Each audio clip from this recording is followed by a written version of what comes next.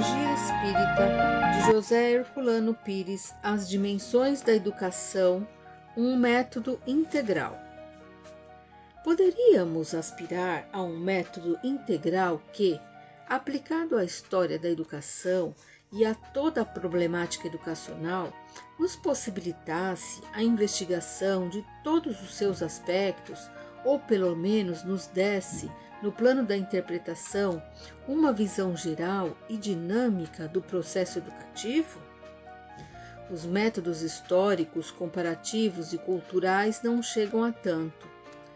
O método dos horizontes culturais oferece perspectiva mesológica em extensão, mas faculta-lhe a profundidade ontológica que é procurada na complementação de pesquisas psicológicas. Entretanto, a psicologia é um particularismo, uma especialização, como a sociologia. Suas pesquisas se referem a problemas particulares de estrutura e função, como as sociológicas aos problemas de relação. A filosofia da educação, porém, abrange todo o contexto de ações e reações objetivas e subjetivas que vai do ser ao social e como cultura. A filosofia da educação extravasa, assim, da extensão de sua própria polaridade no momento em que transcende o social para penetrar no cultural, no pleno domínio do espírito. E é o que estuda Hubert com admirável clareza e segurança no seu tratado. É possível que estejamos exagerando as possibilidades do método dimensional e só os especialistas em metodologia poderão responder até onde as nossas esperanças são viáveis. O professor Canabrava, que se destaca no estudo dos problemas metodológicos entre nós, procurou solucionar a diversidade dos conceitos de verdade empírica e verdade formal através do objetivismo crítico, propondo o método único da síntese reflexiva. Abre aspas.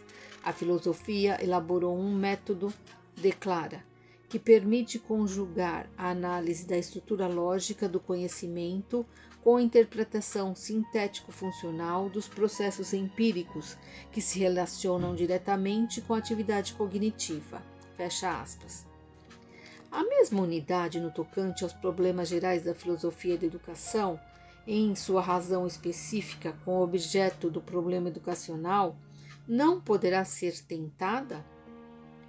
Investigar as possibilidades metodológicas da teoria das dimensões humanas parece-nos, pois, tarefa das mais promissoras, partindo da análise do corpo mágico da feliz formulação de Kessner, onde o homem se apresenta na sua primeira dimensão. Um método dimensional nos levaria ao exame de todas as implicações da passagem para a segunda dimensão e esta para a terceira. Esse método global ou integral penetraria, assim, em todas as estruturas e conexões da polaridade pedagógica, abrangendo a simultaneidade do ser como ser, existindo em si, agindo no para si e transcendendo no cultural, do biopsiquismo em sua dinâmica funcional e do social em sua dinâmica de relações.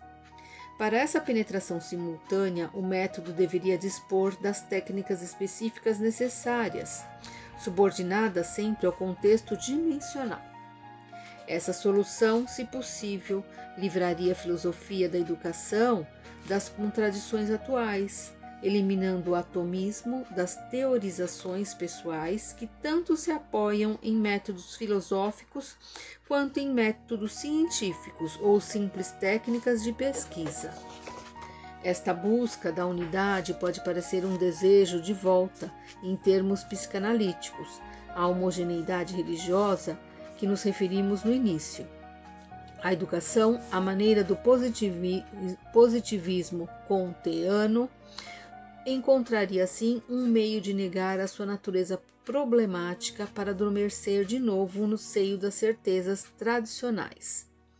Mas o exemplo medieval a que já aludimos bastaria para mostrar-nos a irreversibilidade do processo evolutivo. Assim como na Idade Média, o império religioso desenvolveu-se em plano racional e crítico, elaborando a autonomia mais complexa do pensamento que eclodiria na Renascença. Assim também a volta à unidade no presente não seria um simples retrocesso, mas um reajuste dialético. Poderíamos apelar para o princípio marxista da negação para explicar esse aspecto do problema.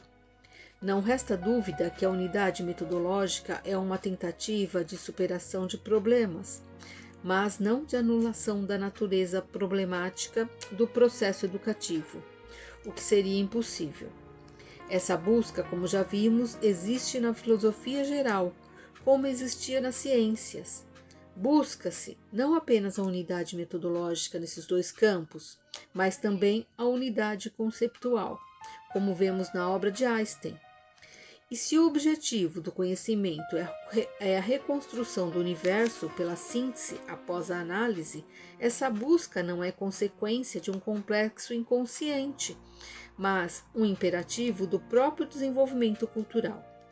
No caso da educação, superar a situação conflitiva do presente para encontrar um plano de unidade equivalerá realmente a reconstruir a homogeneidade religiosa, porque o destino do homem, segundo Hubert, abre aspas, consiste em ser espírito, fecha aspas. E o fim da educação, segundo Kersteiner, é, abre aspas, a criação de um ser espiritual, fecha aspas. Entretanto, não se trata da colocação do problema nos termos da antiga metafísica religiosa, e sim nos da moderna ontologia.